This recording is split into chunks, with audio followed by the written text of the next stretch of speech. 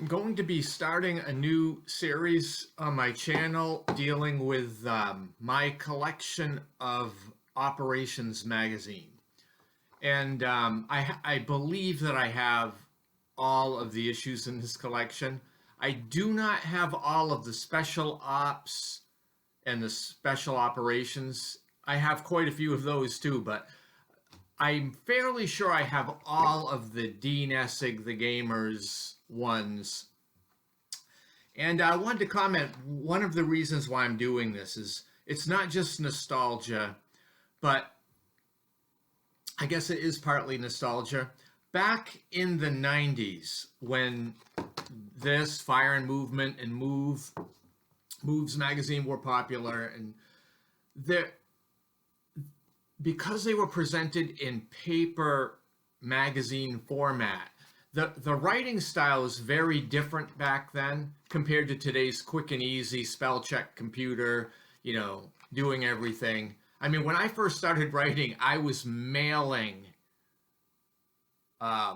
floppy disks to California, to Decision Games, Cummings Publishing, or whoever they were at the time. Anyway, this is a lost art, a lost era that I really enjoy going back to reading. And so this is the very first issue of Operations magazine, and you get an idea.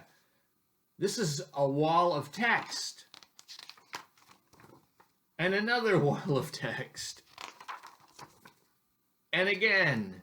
And basically, this magazine is like information, but the writers had to give attention to writing, and not letting the computer do everything for them. So there is a charm and a flavor to these older articles and I really enjoy going back to them because I have a lot of the games as well.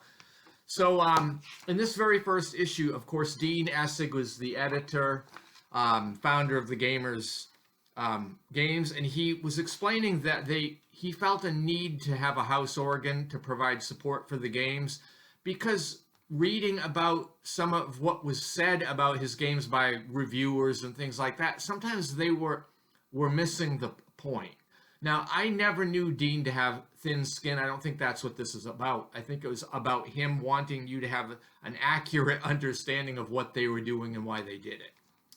So I really appreciated that. And in his In Brief, which is his opening section of the magazine, he's saying, hey, by the way, if you like to write, we're very interested in you writing articles for us. And if you don't like to write or you don't have time, I'm interested in you sending me a suggestion of what I should write about. So it was very good.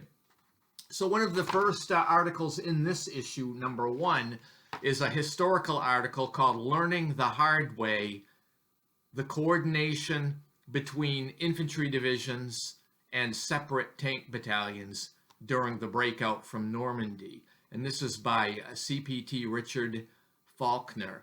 And so this kind of goes through a historical analysis of this problem, which if you're a World War II Normandy gamer, you would be interested in this as you're simulating this out in different systems like Normandy 44 or Mighty Endeavor or Omaha or any of those. So he talks about armor and infantry organization in 1944, armor infantry team training, early problems with tank infantry coordination, overcoming the problems, and then summary.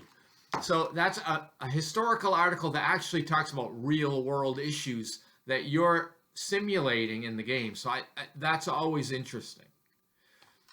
Then there's a support article on the Civil War Brigade series. This one is Baron Victory, a designer's preview. So I have a copy of Baron Victory here. This is an excellent game on the Battle of Chickamauga, September 19th and 20th of 1863. So this was the 4th game in the Civil War Brigade series. It's excellent. Of course, it spawned this terrible sound, which was a regimental level treatment of the same battle. I happen to have that as well. This article is a designer's preview. So this came out in 91. So this is before the game was actually released. And Dave Powell, who is the brilliant designer of this game and probably an expert on Chickamauga, explains a lot of what he put into this game, and particularly he was interested in highlighting Bragg's command structure problems and how, on the night of this battle, he decided to change his command structure, and also, how Longstreet coming in with the wing ability to be a wing commander, how that would have affected this battle. So this is highlighted in the game, and I think he is saying at the end that Barren Victory is an in-depth look at one of the Civil War's dramatic battles, and a lot of fun as well. I hope that gamers derive as much enjoyment out of playing the game as I did from designing it. The unusual command circumstances make it a natural topic for the series and a worthwhile addition to any game shelf. And I agree wholeheartedly. This is an excellent game. There's a lot you can learn and glean from playing it, and I really am glad I have it in my collection. I'd like to get it to my table again sometime. Then Powell writes another article called Forest for the Trees.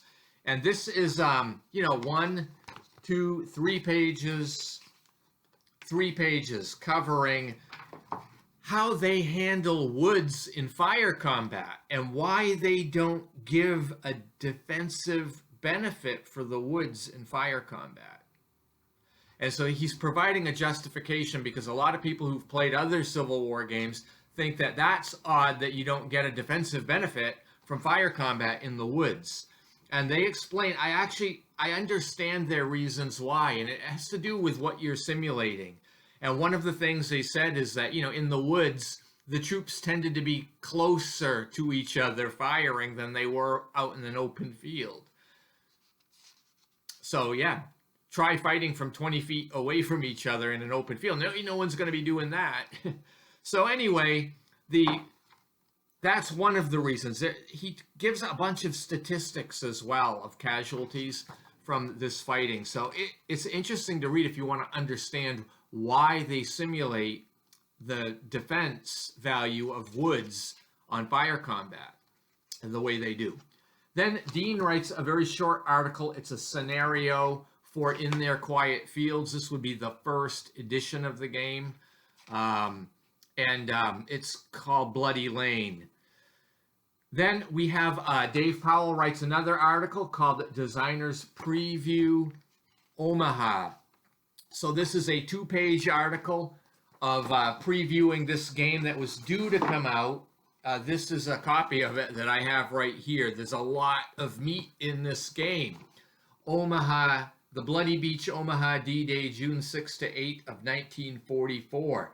Dave Powell, designer of this game. Dean, of course, designer of the series. So if you play the Tactical Combat series, this is game number 3 in that series. And this is a designer's preview of it. He talks a little bit about the order of battle and some of the things that, when you're playing the game, you want to have in mind about what really was there in the real system. Then Dean writes a short 1-page article, like 6 paragraphs, a Tactical Combat Series line entry command system, a quick variant. So he kind of explains how he notates his ops sheet in the system. And if you've played Tactical Combat Series, you know that there are ops sheets, kind of like the written orders in the Civil War Brigade, but adapted more toward World War II era, tactical platoon level combat. There is also an article about the anti-tank role and what is being simulated by that role, I believe, in the Tactical Combat series. So it's very short. Again, it's only like a few paragraphs where he's just giving you the insight behind why they are doing this and what it's simulated. Then you got 2 short articles, question and answer from the readers, from the game players on the Civil War Brigade series and the Tactical Combat series. And they italicize the questions, and then in the regular print, they have their answers. So you get some insight there. Another short article, tips for playing the Civil War Brigade series. They have tips on how to, do the order sheet to make it a little bit more functional for the written orders, and play aid tips. They have their dice tip, because there's a lot of die rolling to resolve fire combat and close combat in this game. So they have a system of multicolored dice that you can just get all your die rolls for that thing done in one shot, and then you pull the colored dice matchings to get your results without having to roll and roll and roll and roll. So many veteran Civil War Brigade series and tactical combat series do this, and but this might be where they get their idea from Rod Miller, who is a gamer's game expert, honestly. So that's what you get in the very first issue of Operations magazines. And as I go through this, you'll see how this got bigger and more colorful over the years. As but these are excellent for anybody that plays games. The material in here is high quality compared to other magazines like Moves and Fire Movement. This is a step above, in my opinion. So thank you for watching. If you have any comments on Operations Magazine, Dean Essig or Dave Powell, or Omaha, or Baron Victory, leave them in the comments if you'd like. And I hope you have a great day, and stay tuned for more Operations Magazines.